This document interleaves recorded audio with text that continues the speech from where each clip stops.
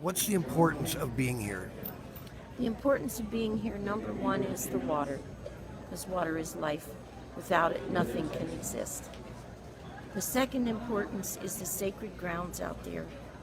You can't bring ancestors back, but to the native people, that is what grounds them to their past and to their history. The third thing is the treaties. The treaties that have been broken by this government over and over and over as they continue to put their thumbs on and to destroy the minds and the wills of the people. Everyone is a native somewhere. We all came from somewhere. This has to stop, okay? So it's the water, it's the natives, it's the treaties, it's the sacred grounds, and all those things brought me here.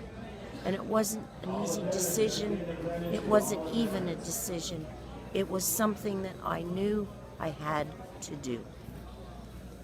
And I have to continue to do it, to speak out, to help the world to hear and understand that without this fight, Mother Earth is going to be gone.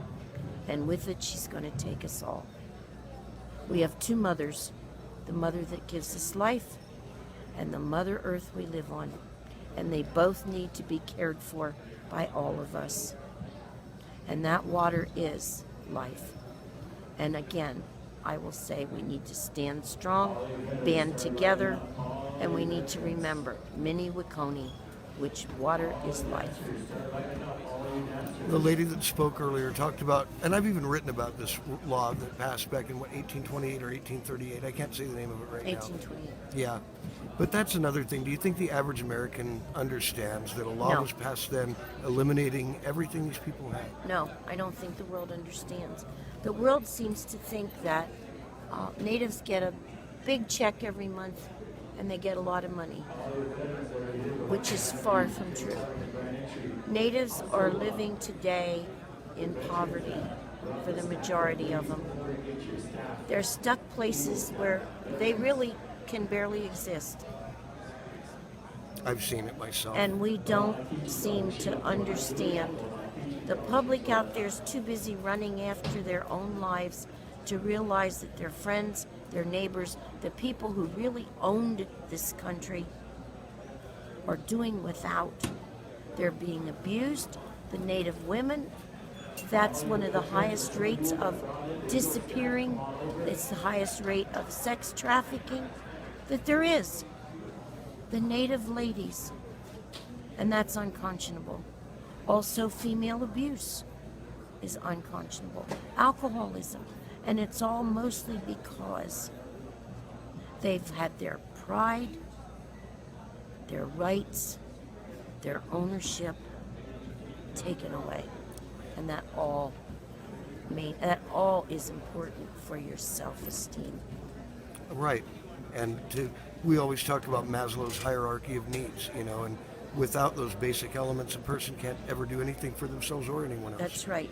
So I hate to do this, but talk about the violence. This is the one thing that I think all Americans have been pretty appalled by, is the water cannon, the rubber bullets, Yes. the batons. They don't understand why, people have taken a stand against it. I mean, but talk to me about the worst part of the violence that you think people should know about. The worst part of the violence is what the police are using against peaceful protesters who are in prayer. That's our goal, is continue to remain in prayer. And that's what we're doing. And they go out and they take a stand and they try to remain in prayer. And what happens is they come back at them with water cannons in below freezing temperatures. They hit them with pellet packs. Sometimes they're telling me now that they're turning Gorilla Tape backwards on the packs so that when it sticks to your hand and you pull it away, it takes your flesh. They are shooting them with cannons. They're shooting them with rubber bullets. They're using the sound cannon now, which can destroy a person's mind and also destroy their hearing, their sight, whatever. Sound cannon being an object that puts out an unendurable An level of sound. unendurable decibel level of sound, yes. And earplugs don't stop it. When I came in as a veteran here right now, it was emphasized over and over and over again, not only that we had to be nonviolent, but that we could bring no weapons, Right. and not even come if we thought we might not be able to live up to that promise. I mean, Right. I can't believe that was a lot of effort. That's really been the tone here, hasn't it? Absolutely. Truly peaceful protest. Absolutely. I've been here now for 3 months, and we don't use violence. We do not use violence. We're always in prayer when we're out there. And people have got to understand that when we do go out, that's the goal, is to get the world to see what's happening.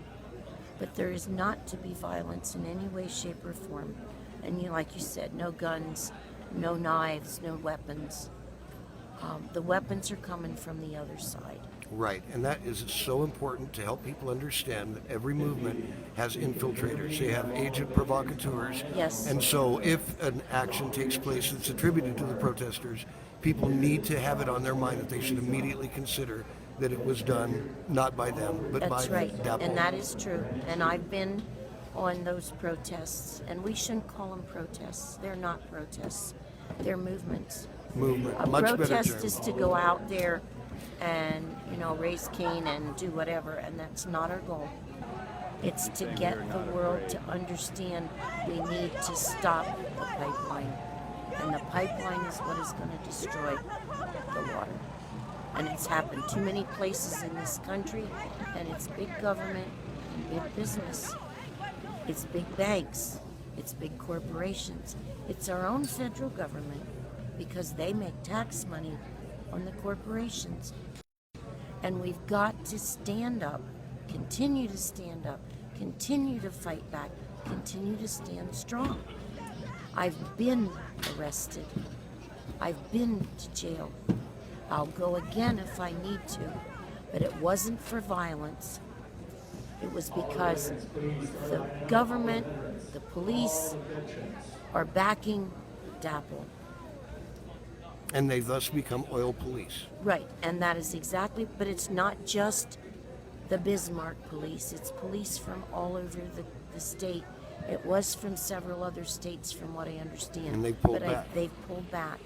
But those police are being paid big bucks, the same as the airplanes that fly over all the time, keeping us awake, trying to play with our minds. We think are spraying us too, by the way. Right, I've heard this. We've seen things come out of those planes. What they are, we don't know. But we do think that we've got a lot of people who have colds and that kind of thing, and it isn't from the weather now, because this was 3 months ago. When it was still warm. And you cannot get rid of that cough that comes into your lungs. Real quickly, the music's going to start, but what's your thought on the veterans being here to put up this extra line of defense and major showing for this project, this movement? I'm glad to see that they were here. I'm glad for all the support that we've had. It's very much appreciated. I don't hope, though, that the world believes that because we were told that it won't continue, that it won't. Because we've been told time and time again by the Army Corps of Engineers and by other organizations that it was going to stop. But I watch the Dapl lights every night. I hear the Dapl planes in no-fly zones every day, every night. So they're not quitting, they're continuing. So we need to stand strong and not give up the fight. This is water for all of us, the world, everybody in the world. This is a fight for freedom for every person in this world. And those things have got to be upheld. Or we're done. We're done. Thank you so much for sharing your thoughts Quite with me. welcome.